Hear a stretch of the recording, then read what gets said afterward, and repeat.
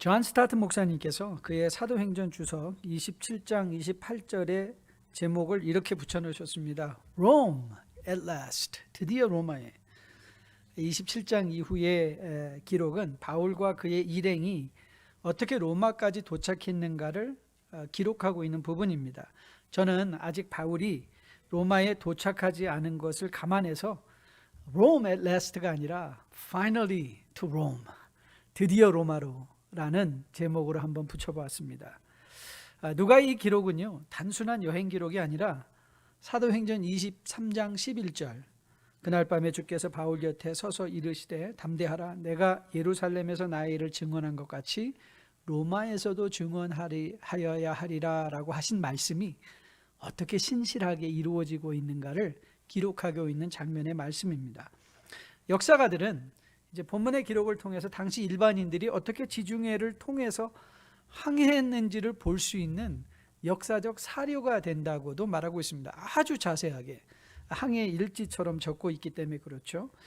많은 경우 기차의 역처럼 도시를 항해하였는데 많은 사람들은 겨울에 항해하는 것을 피했습니다. 여러분이 지도를 한번 이제 보시면요, 오늘 바울이 이제 탄 배는 소아시아 서쪽 해변 도시 아드라모테노, 맨 위쪽에 아드라모테노라는 도시가 있죠. 원래 그 길을 가는 배였는데 그 배를 탄 후에 중간에서 환승해야 되겠다라는 생각을 갖고 그 배를 타고 진행 중에 있는 것인 것을 보게 됩니다. 실제로 우리 6절 말씀 보면 거기서 백부장이 이달리아로 가려 하는 알렉산드리아 배를 만나 우리를 오르게 했다. 그래서 환승하는 장면을 6절이 적고 있죠. 백부장 율리오는 무라에서 환승을 해서 로마를 향하지만 험악한 풍세로 말미암아 니도와 살모네 앞을 지나 간신히 미항에 이르렀다. 이 바다 중간 보면 라세아라는 도시와 미항이 있지 않습니까? 그리고 왼쪽 끝으로 보시면 멜리데가 이제 나오죠. 바로 거기가 바울이 배가 파산해서 바울과 그 일행들이 잠시 머무는 곳이 멜리데 섬이었던 것을 우리가 보게 됩니다. 오늘 사도행전 기록을 보면서 뭐 이게 이렇게 자세하게 필요한가 라는 생각이 들기가 쉽지 않습니까? 이런 기록은 없어도 전체 문맥을 이해하는데 힘들었지만 로마에 도착했다. 그럼 얼마나 간단하게 그냥 쫙 지나갈 수 있는데 그 비싼 종이에 비싼 잉크를 가지고 너무 자세하게 적고 있는 것을 보게 됩니다. 저는 이것이 우리에게 주는 바, 시사하는 바, 믿음의 교훈이 매우 귀중한 것이라고 생각합니다. 가장 먼저 우리가 기억할 것은 바울을 향한 하나님의 뜻이 성취되어져 가는 데 있어서 이 비상적인 일이 아니라 엑스트라 오디너리가 아니라 일상적인 과정이 사용되고 있다는 사실입니다. 이거 굉장히 중요한 개념인데요. 여러분의 믿음 생활의 안목을 바라보게 하는 굉장히 중요한 개념인데 다시 한번 들어보십시오. 하나님은 비상, 엑스트라 오디너리한 것이 아니라 일상, 오디너리한 삶의 여정을 사용하시고 그 길을 통하여 인도하신다는 것이죠. 2월 20일 토요 새벽 예배 말씀 한번 찾아 읽어보시면요, 잠언 18장 10절 11절 말씀을 함께 나누었습니다. 이런 말씀이었어요. 여호와의 이름은 견고한 망대라 의인은 그리로 달려가서 안전함을 얻느니라. 부자의 재물은 그의 견고한 성이라 그가 높은 성벽같이 여기느니라. 여러분, 우리가 세상에서 알고 의지해야 할 것은 세상의 재물이나 명예 이런 것, 파워, 권력이 아니라 하나님의 이름이다. 여호와의 이름, 그렇죠? 여호와의 이름이 견고한 망대인 거예요. 그래서 여러분에게 7가지 하나님의 이름, 성경에서 기록한 하나님의 이름을 소개하면서 그 이름을 여러분이 기억하면 여러분의 기도 생활도 이렇게 정돈된다고 말씀을 드렸거든요. 그래서 여호와 이레, 공급하시는 하나님, 여호와 니시, 우리에게 승리를 주시는 깃발 되신 하나님, 여호와 라파, 우리를 치료해 주신 하나님, 여호와 샬롬, 여호와 로이, 목자 되신 하나님, 여호와 차드누케, 우리의 의가 되신 하나님, 여호와 삼마, 거기 계신 하나님. 여러분들 이런 이름을 주의 깊게 묵상해 보면요, 물론 이 여호와의 이름이 초월적인 역사를 가리킬 때도 많이 있습니다. 그러나 대부분은요, 공급하신다, 거기 계신다, 이런 이름의 의미는요, 일상을 의미할 때가 더 많죠. 일상을 의미할 때가 더 많은 거예요. 여러분, 성경은요, 초월적인 하나님의 기록들을 보다도 훨씬 더 많은 부분이 이렇게 저렇게 부대끼는 사람들의 일상을 적고 있다는 거예요. 사람의 일상을 적고 있습니다. 인간의 성공과 실패와 타락과 회복과 제사와 전쟁과 싸움들과 이 모든 초월적인 내용들만 기록하면 사람들이 잘 믿을 것 같은 생각이 드는데, 하나님은 놀랍게도 일상의 기록들을 훨씬 더 많은 분량으로 성경이 기록하고 있다는 사실이죠. 여러분, 전도서 3장 말씀 기억하시죠? 전도서 3장은 이렇게 기록되어 있습니다.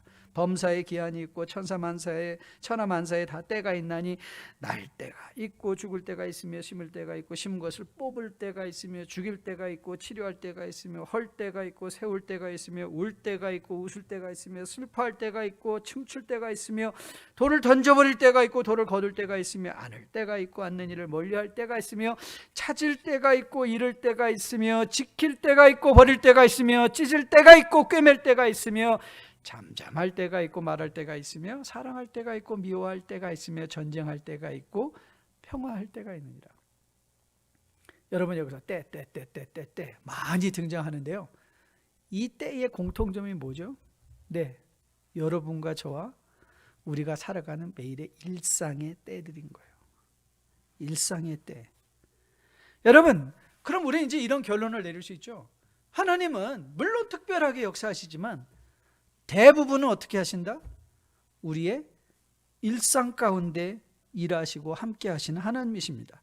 여러분, 오늘 본문에 바울을 보세요. 하나님이 그를 비상한 방법으로 쭉 들어가지고 로마에 뚝 떨어뜨려 놓는 게 아니죠.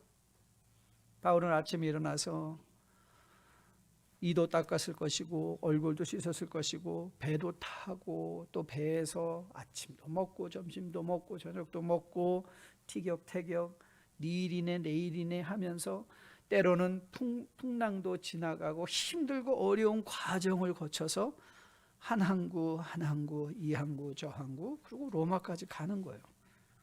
그런데 우리가 확인하는 게 뭐죠? 그 항구를 지나가는 데마다 누가 함께 계셨다? 하나님이 함께 계셨다. 하나님이 함께 계셨다. 여러분이 아침에 일어나서 이를 닦고 얼굴을 씻을 때, 남편과 아이들을 위해서, 아내와 아이들을 위해서 식탁을 준비할 때, 가정의 안위를 위하여 직장의 문을 열고 들어갈 때, 사업장의 문을 들어갈 때, 주변의 사람들이 여러분을 무시하고 여러분을 거절하고 여러분을 힘들게 하고 여러분의 비즈니스가 힘들고 어려운 일을 겪을 때, 거기 누가 계세요? 하나님이 계시다는 거예요. 거기 하나님이 계시는 거예요. 바로 그 일상의 때가 우리의 믿음의 때인 거예요. 여러분이 교회 문을 들어올 때 하나님이 거기 계신 것이 아니라, 거기 계실 뿐만 아니라 여러분의 매일의 삶 가운데, 일상 가운데 함께 하시는 하나님. 여러분, 마태복음의 마지막 구절 기억하시죠? 볼지어다 내가 세상 끝날까지 너희와 항상 함께 있으리라 하시니라. 너희가 예배 드릴 때만 함께 있을 것이라고요? 너희가 기도할 때만 함께 있을 것이라고요? 너희가 교회에 올 때만 함께 있을 것이라고요? 아니에요. 너희와 항상, always I will be with you. 항상 함께 하신 거예요. 우리의 일상 가운데 함께 하시는 하나님. 물론 바울의 삶에 그리고 사역 가운데 하나님께서 특별하게 역사하실 때가 있었습니다. 하지만 여러분 기억하십시오. 그의 그의 일생의 90%는 하나님은 ordinary 삶의 연속, 일상의 삶을 계속 하셨다는 것을 기억하십시오. 여러분과 저의 삶도 저는 다르지 않다고 믿습니다. 하나님은 여러분과 저 우리의 일상 가운데 함께하고 계신 하나님이십니다. 여러분, 너무 특별한 은혜, 특별한 상황들 기대하지 마십시오. 가장 성공한 인생, 건강한 인생은요, 보약 한 번 안 먹고 세상 떠나는 게 제일 성공하고 건강한 사람입니다. 여러분, 보약 자주 먹는다는 건 무슨 뜻이죠? 몸 약하다는 거예요. 보약도 너무 많이 먹으면 그게 보약이 아니라 독이 된다는 것 우리는 알고 있습니다. 여러분, 그래서 어르신들이 한 말이 다 옳아요. 매일 먹는 밥이 보약이고요, 매일 먹는 밥이 약인 거예요. 일상이 우리의 삶인 거예요. 특별한 게 아니라 일상의 매일의 삶 가운데 거기 계신 하나님을 전 여러분과 저가 매일 여러분의 삶 가운데 체험할 수 있게 되기를 주님의 이름으로 축복드립니다.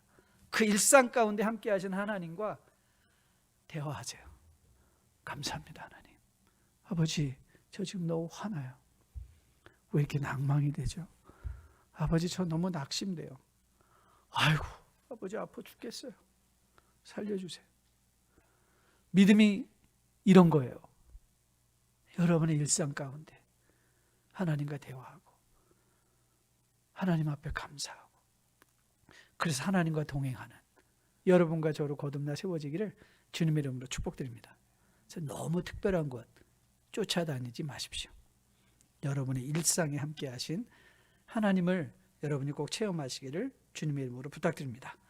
두 번째 우리가 보려는 것은요, 오늘 바울을 호송하고 있는 백부장 율리오가 시돈에 이르렀을 때 아주 바울에게 특별한 호의를 베푸는 장면을 보게 됩니다. 자, 3절 말씀인데요.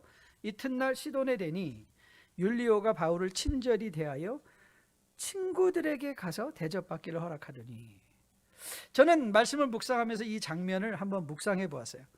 모르긴 몰라도 바울이 도착한다는 소식을 듣고 지역의 많은 교우들이, 그 지역에 바울을 알고 있는 사람, 아니 혹 바울을 만나진 못했지만 바울을 믿음을 통해서 알고 있던 사람들이 항구에 모여 있었을 것 같아요. 혹이라도 그의 얼굴이라도 볼까? 손을 흔들고 그를 맞이하고 있었을 것 같아요. 저는 율리오의 마음을 움직인 게 바로 이 사람들이었다고 생각해요. 그 친구들을 보고 가서 대접받기를 허락했다. 저는 이 상상이 별로 틀리지 않을 거라고 생각합니다. 바울의 주변에는요, 항상 사람이 있었습니다. 여러분이 바울의 서신서 맨 끝을 보면 거기에 항상 함께했던 사람, 나를 도와준 사람, 내가 칭찬하고 싶은 사람, 추천하고 싶은 사람, 바울은 그런 사람들의 이름을 일일이 열거하는 장면을 보게 됩니다. 오늘 누가는 마치 지나가는 말처럼요, 2장에서 바울의 일행을 이렇게 소개하고 있습니다. 마게도니아 데살로니가 사람 아리스다고가 동행했다, 이렇게 슬쩍 적고 있어요. 그런데 골로새서는 이제 바울의 옥중 서신 중에 하나인데요. 골로새서 4장 10절 말씀을 보면 이 친구가 다시 등장합니다. 이 친구가 이렇게 등장을 해요. 나와 함께 갇힌 아리스다고와 바나바의 생질마가. 아리스다고는 바울과 함께 감옥까지 동행한 친구였습니다. 저는 사도행전에 여러 가지 기억에 떠올리는, 눈 감으면 사도행전 쭉 떠올리는 장면인데, maybe the most powerful scene, 사도행전 2장이겠죠. 성령의 불의 혈처럼 갈라지는 것으로 모든 사람이 임한 장면은 maybe powerful, dynamic. 그런데 사도행전의 가장 아름다운 대목을 대라면 저는 사도행전 20장이라고 저는 확실하게 믿습니다. 사도행전 20장은요, 36절 37절 말씀을 보면 이런 말씀이 등장하죠. 이 말을 한 후 무릎을 꿇고 그 모든 사람들과 함께 기도하니 다 크게 울며 바울의 목을 안고 입을 맞췄다. 여러분 기억하시죠? 이제 예루살렘을 향하여 그 핍박의 길을 걸어가는 바울을 아쉬워하고 안타까워하고 위해주기 위해서 에베소서에 온 교회 지도자들이 그를 함께 울고 마지막으로 환송하던 장면의 말씀이에요. 함께 울어주던 친구. 여러분, 바울은 그와 함께 울 수 있는 사람이 있었습니다. 함께 아쉬워하던 사람이 있었어요. 그의 안위를 걱정하는 사람들도 있습니다. 그리고 그와 함께 동역하던 사람들이 있습니다. 저는 율리오가 대접받기를 허락했다라고 할 때 그 대접은 분명히 함께 먹는 것이었다고 생각합니다. 유대인은 한국 사람과 별로 다르지 않거든요. 거의 대부분 먹는 것으로 시작을 합니다. 여러분 로마서 12장 20절 말씀 보면 바울이 이렇게 권면을 합니다. 내 원수가 줄이거든 먹이고 목마르거든 마시게 하라. 그리함으로 내가 숯불을 그 머리에 쌓아 놓으리라. 여러분, 원수도 줄이면 먹이게 하고 목마르거든 마시게 하는데 하물며 친구겠습니까? 하물며 친구겠습니까? 친구들은 함께 먹는 것입니다. 본문에서 만난 바울은 바울의 친구들과 함께 먹었을 것이고 서로의 삶을 나누었을 것이고 하나님께서 어떻게 자신들을 인도하셨는지를 간증했을 것이고요. 바울을 통하여 또한 하나님의 말씀도 들었을 것입니다. 뿐만 아니라 로마를 향하여 가고 있는 바울과 그의 일행을 위하여 필요한 물품들도 분명히 공급해 주었을 것입니다. 사랑하는 성도 여러분, 여러분의 인생의 성공이 무엇이라 생각하십니까? 많은 물질을 모아둔 것이 성공입니까? 명예를 가지면, 권력을 가지면, 남보다 더 뛰어난 학력을 가지고 학위를 가지면. 저는 확실하게 믿기로 성경은 한 사람의 성공을 사람이라고 말하고 있다고 믿습니다. 사람이 성공인 거예요. 여러분 데살로니가전서 2장 말씀 기억하시죠? 데살로니가전서 2장에서 바울이 이렇게 말합니다. 우리의 소망이나 기쁨이나 자랑의 면류관이 무엇이냐? 그가 강림하실 때 우리 주 앞에 너희가 아니냐? 너희는 우리의 영광이요 기쁨이니라. 여러분 주님 오실 때 제가 이런 Fortune 50, Fortune 10 이 회사에서 일했던 과장입니다, 부장입니다, 사장입니다. 이걸 내놓는다고요? 이것이 우리의 자랑이라고요? 제가 무슨 대학교 나오고 무슨 학위 갖고 뭐 했습니다. 이게 자랑이라고요? 내가 무슨 권력을 가지고 사람을 이렇게 다루었습니다. 내가 이런 물질을 모았습니다. 이게 자랑이라고요? 아니에요. 하나님 앞에 섰을 때 우리의 자랑과 영광, 우리의 면류관은 사람이에요. 사람이에요. 그렇기에 나는 잘 살고 있나? 나 괜찮나? 라고 여러분들이 스스로를 한번 돌아보고 싶다면 쓱 주변을 돌아보면서 내 주변에는 누가 있나 한번 보세요. 내 주변엔 누가 있어? 여러분 아무 일 없어도 그냥 전화했어. 내일 만나서 커피나 한잔 하자. 여러분 그럴 사람 있으세요? 그냥 한 끼 식사하지? 여러분 많은 심리학자들이 사람들이 다 죽을 때 껄껄껄껄 하고 죽는데요. 그건 담대해서 웃는 게 아니라 후회하는 껄껄거리예요. 그런데 이렇게 심리학자들이 죽는 사람들을 이렇게 요약해서 대부분 요거 많이 나오거든요. 죽는 사람들이 후회하는 거 탑 3. 넘버 1, 아이고 좀 더 베풀고 살 걸. 두 번째, 더 많이 용서할 걸. 더 많이 용서할 걸. 세 번째, 더 행복하게 재미있게 살 걸. 이 껄껄껄이래요. 그런데 여러분 잘 생각해 보세요. 베푼다. 혼자 베푸는 거 아닙니다. 관계 속에서 베푸는 거죠. 용서하는 거 혼자 용서하는 거 아닙니다. 같이 용서하는 거죠. 행복하다. 여러분 행복은 간격 사이 속에 있는 것인 거 기억하시죠? 그러니까 결국 모든 사람이 죽을 때 후회하는 걸 다 요약해 보면요. 한 가지예요. 사람, 관계. 그걸 후회한다는 거예요. 아내한테 좀 더 잘해줄 걸. 남편한테 좀 더 잘해줄 걸. 그 사람과 함께 좀 더 시간을 보낼 걸. 자녀들에게 좀 더 좋은 시간을 보냈을 걸. 이 세상에 막 내가 그때 돈 좀 더 벌을 걸. 이렇게 죽는 사람은 없대요. 거의 대부분은 그렇게 안 죽는다는 거예요. 모든 사람은 관계를 그리워하고 관계를 세우지 못한 것을 후회하며 이 땅을 떠난다고 합니다.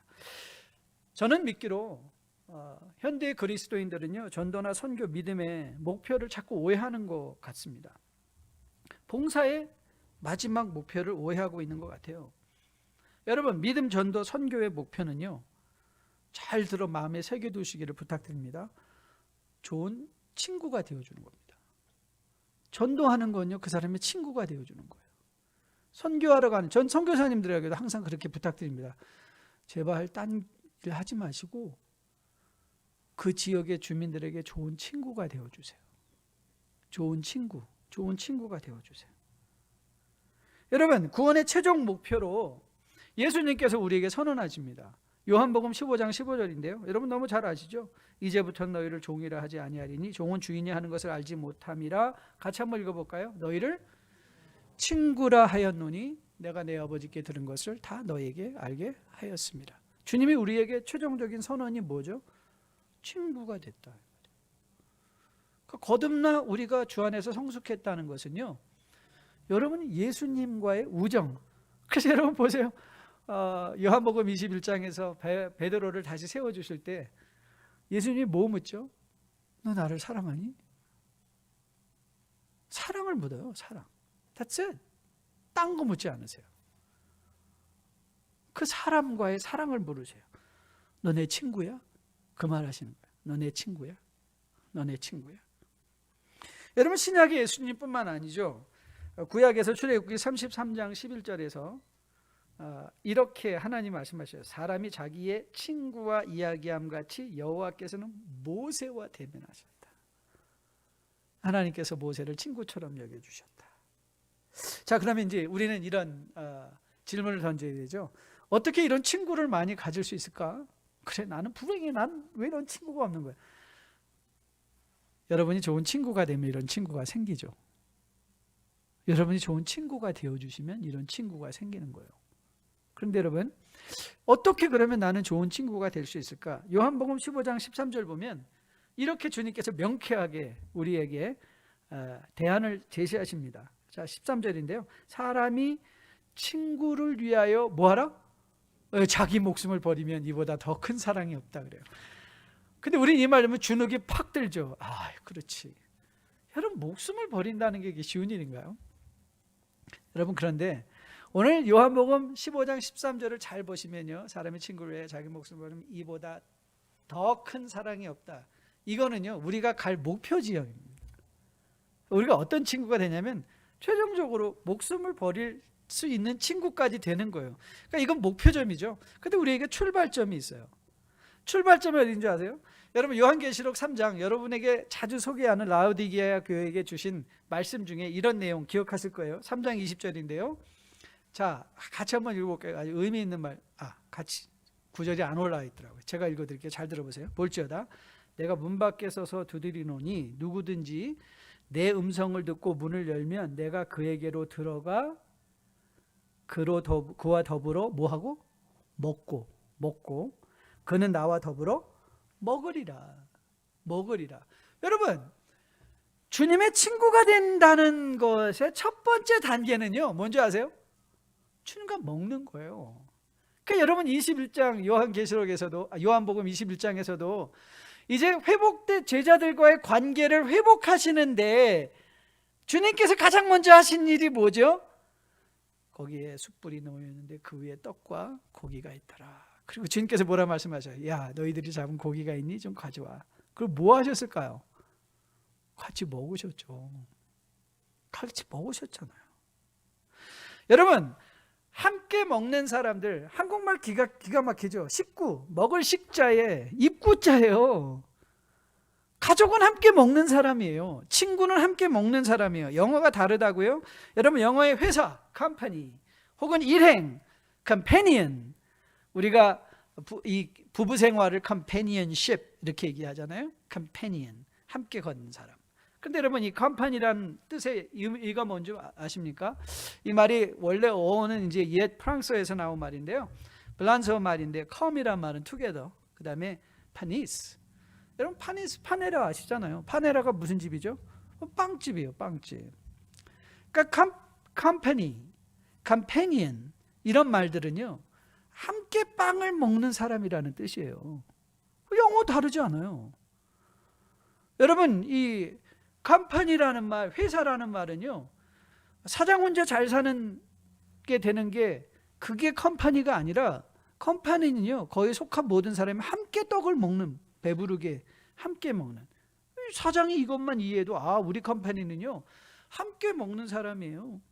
함께 같이 먹는 사람. 그러니까 이게 이 포도원 품꾼의 비유와 딱 떨어지죠. 6시에, 9시에, 12시에, 3시에, 5시에 불러온 사람까지도 동일한 임금을 줘서 함께 먹는 그 포도원 주인의 그 마음, 그게 컴퍼니 마음인 거예요. 함께 먹는 것, 함께 먹는 것. 여러분, 뉴라이프 교회가 그렇게 주일마다 그냥 부산을 떨어내며 먹었던 이유가 한 끼 때우자는 것이 아니라 그건 구속사적인 명령이었던 거예요. 신학적 명령이에요. 신학적 명령. 여러분, 코로나 바이러스가 앗아간 축복 중에 한 가지가 뭐죠? 네, 공동체 안에서 함께 먹는 즐거움, 즉 서로가 친구가 되어지는 특권을 앗아가는 것이에요. 작은 한 끼의 식사가 우리를 친구로 이어주는 것이요, 주님과 함께하는 성찬을 통해서 우리는 주님과 함께 먹으며 친구가 되어가는 것이죠. 여러분, 거창한 음식이 아닙니다. 여러분께 자주 누가복음 10장의 선한 사마리아의 예를 나눈 거 기억하시죠? 선한 사마리아는요, 강도 만난 자의 이웃이었고 친구가 되어 주었습니다. 근데 우리는 선한 사마리아를 완전히 영웅 삼아 놓고 그 사람은 너무 특별한 사람이라고 하잖아요. 아니요, 그렇지 않아요. 선한 사마리아인은 강도 만난 자의 전 재산을 포기한 사람 아니었습니다. 그 목숨 버린 사람도 아니었어요. 그는 네가 일어날 때까지 나는 너를 곁에 지키고 간호하고 반드시 내가 회복될 때까지 한 사람이 아니라 하룻밤 같이 자기가 보낼 수 있는 시간 보내주고요, 그리고 자기 갈 길을 그 아침에 간 사람이에요. 한국 사람들은 이렇게 좀 극단적이고 거창한 걸 좋아해요. 그래서 나는 잘할 거면 시작도 안 한다, 그렇죠? 성경 내가 앉아서 한 번에 뭐 2시간 3시간 한 번에 읽을 때까지는 안 읽어요. 아니요, 그렇지 않습니다. 여러분, 믿음은요 복잡하거나 거창한 게 아니에요. 여러분, 여러분이 신실하게 이 뉴라이프 교회에 출석하셔서 12년만 다니면 여러분 성경 일독 적어도 할 수 있는 거 아시죠?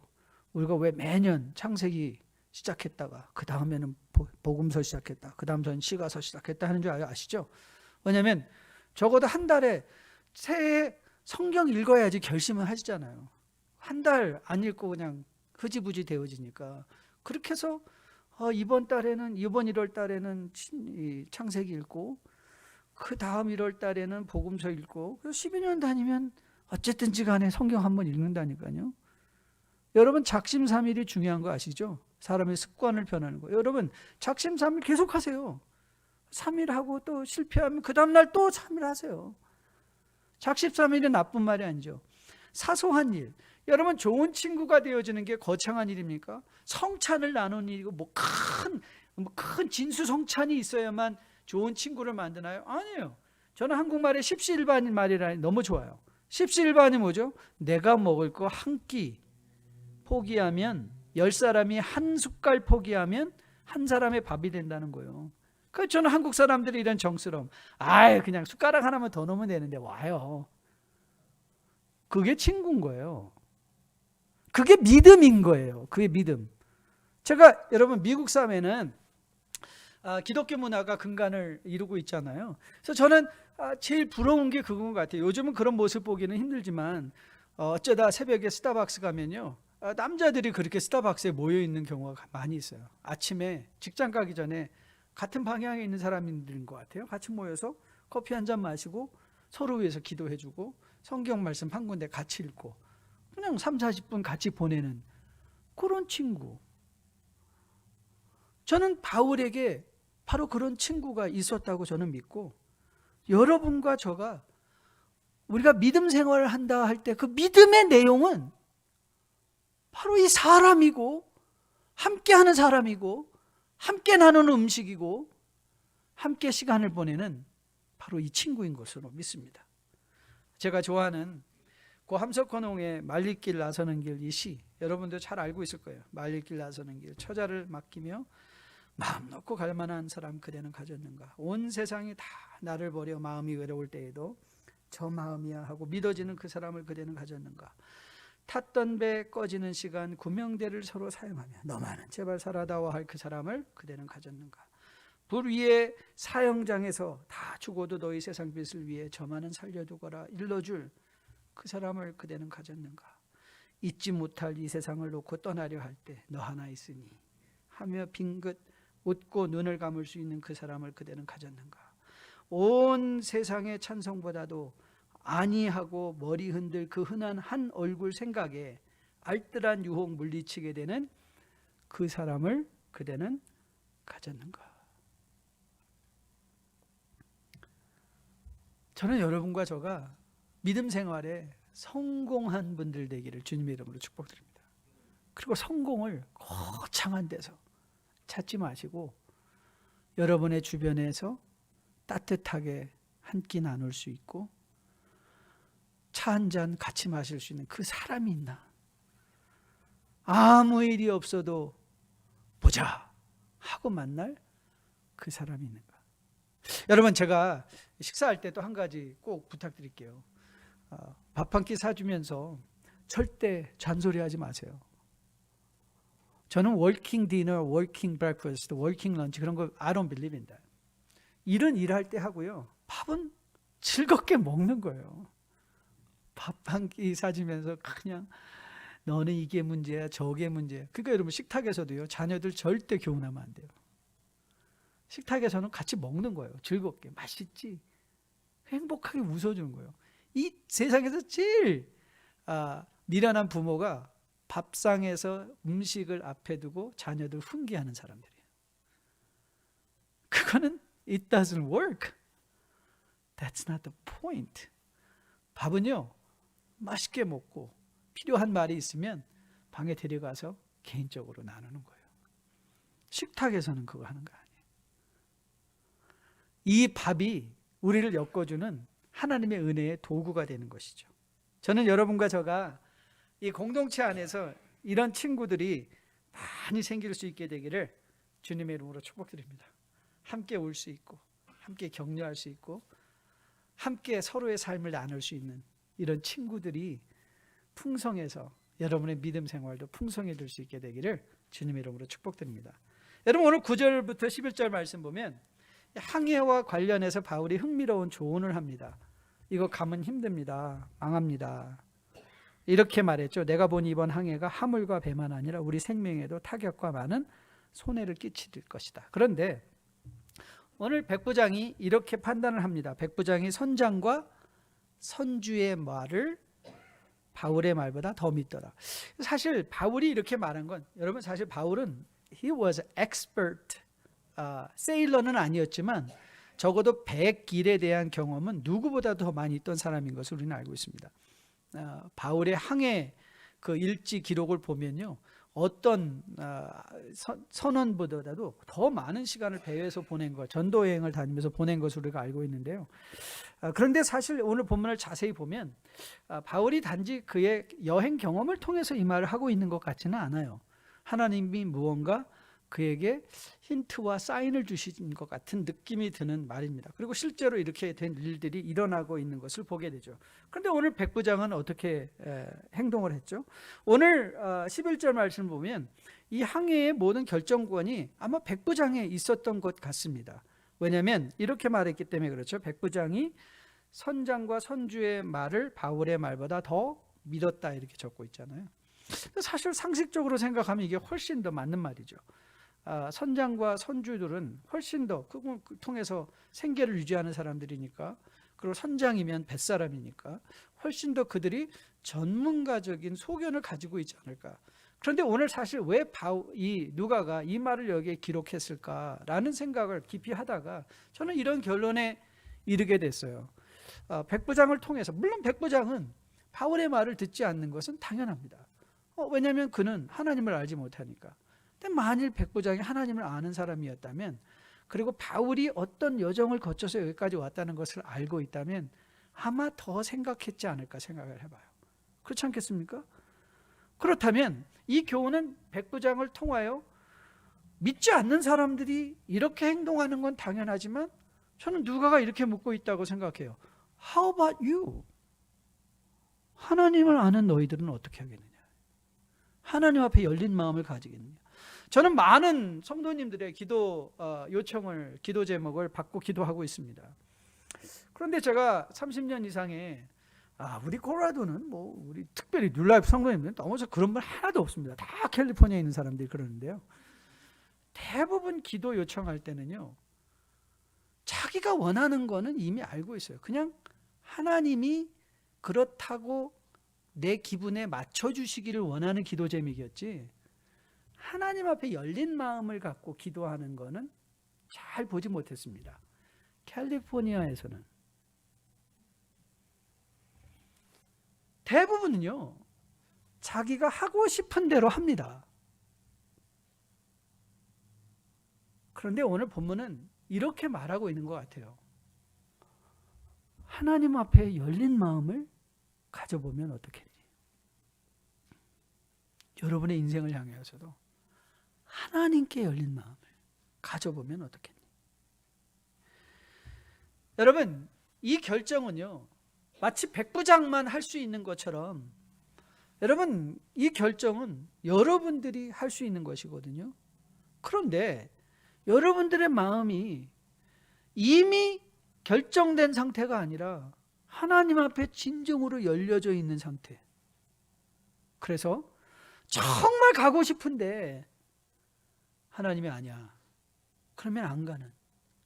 정말 이것만 하면 돈 억수로 벌 것 같은데 글쎄, 그게 그 사람에게 너의 가정에 옳은 일이니? 라고 물어보실 때 온 세상의 찬성인데도 나를 향하여 아니 라고 말한 그 친구의 그 음성 앞에 내 마음의 유혹을 내려놓을 수 있는, 그게 열린 마음이죠. 저는 여러분과 저 안에도 이 열린 마음이 있게 되기를 주님의 이름으로 축복드립니다. 그래서 늘 누군가를 대화를 나눌 때, 친구와 대화를 나눌 때, 여러분 자녀들과의 대화를 나눌 때도 여러분 부모가 항상 옳아야만 되는 건 아닙니다. 부모도요, 자녀를 통해서 배우는 거죠. 여러분, 우리 인생의 가장 귀한 선생님들은 우리 자녀들 아니었습니까? 우리의 배우자들 아니었습니까? 그들을 통해서 우리가 다듬어지고 만들어지잖아요. 그러니까 자녀들 앞에서도 이건 엄마가 아빠가 실수했네. 이건 아빠가 틀렸어. 엄마가 틀렸네. 미안해. 여러분, 이게 자녀를 건강하게 세우는 거예요. 자녀들에게도 열린 마음을 가지고 대화하고, 배우자에게도 열린 마음을 가지고 대화하고, 하나님께도 열린 마음을 가지고 대화하고, 그래서 하나님이 인도하시는 뜻밖의 사랑. 여러분, 하나님께서 오늘 이 장면을 연상해 보세요. 백부장에게 뜻밖의 사람을 통해서 항해에 관한 권면을 듣게 하시니 하나님의 일하심. 여러분의 주변에 뜻밖의 사람을 통해서 여러분에게 대화를 걸어오시는 하나님이 계시다니까요. 그런데 우리의 마음이 닫혀져 버려 있으면 그 하나님과 대화를 못하게 되는 거예요. 전 여러분과 저가 오늘 이 말씀의 교훈을 마음에 꼭 받을 수 있게 되기를 주님의 이름으로 축복드립니다. 죄인의 몸으로 로마를 향하여 갑니다. 바울이 불평한다고요? 아니요, 그렇지 않습니다.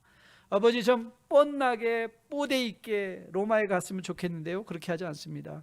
죄수의 길이면 죄수의 길, 풍랑의 길이면 풍랑의 길, 그 길을 묵묵히 그 매일의 삶의 현장 속에서 주님과 동행합니다. 여러분, 인생의 궁극적 목표는 사람을 얻는 것입니다. 이 공동체가 존재하는 유일한 이유는 여러분, 좋은 사람을 얻고 좋은 사람이 되어주기 위함인 것입니다. 만나면 너무 사기가 올라서 여러분들을 만나면 사람들이 설설 피하고 뭔가 불편해하고 믿음 생활을 다시 돌아봐야 됩니다. 믿음이 좋다는 건 좀 더 넉넉해지고 좀 더 여유 있어지고 나랑 아무리 다른 사람이라도 할지라도 함께 할 수 있는, 그게 믿음으로 좋아지고 성숙하는 것인 것으로 믿습니다. 저는 여러분과 제가 오늘 본문의 교훈을 마음에 품으면서 어느 상황에 있든지 하나님이 나와 함께 하시는 그 하나님인 것을 기억하며 그 가운데 사람을 통하여 풍성한 축복을 매일의 삶에서 누리면서 주님 다시 오시는 날까지 믿음의 항해 잘 감당하는 여러분과 저 되기를 주님의 이름으로 축복드립니다. 다 함께 나서 마지막 찬양하려고 하는데요, 오늘 찬송가 정해봤습니다. 408장 나 어느 곳에 있든지 늘 마음이 편하다. 저는 여러분들이 이 고백을 정말 할 수 있으면 좋겠어요. 어떤 폭풍우 속에서도, 그 일상 속에서도 함께 하신 하나님. 아침에 일어났을 때 저는 이제 훈련이 되니까 그렇게 잘 되더라고요. 아침에 일어나면 몸이 좀 뻐근하고 피곤하면 아이고 이게 아니라 감사합니다. 하나님 앞에 감사하고 하나님과 대화하고 오늘도 나의 삶에 함께 하실 그 하나님 같이 감사하고 운전대를 잡으면서 감사하고 아버지 지켜주세요. 주님과 매일의 삶 가운데 대화를 나누며 그래서 주님이 주시는 평안함을 여러분이 누릴 수 있게 되기를 주님의 이름으로 축복드립니다.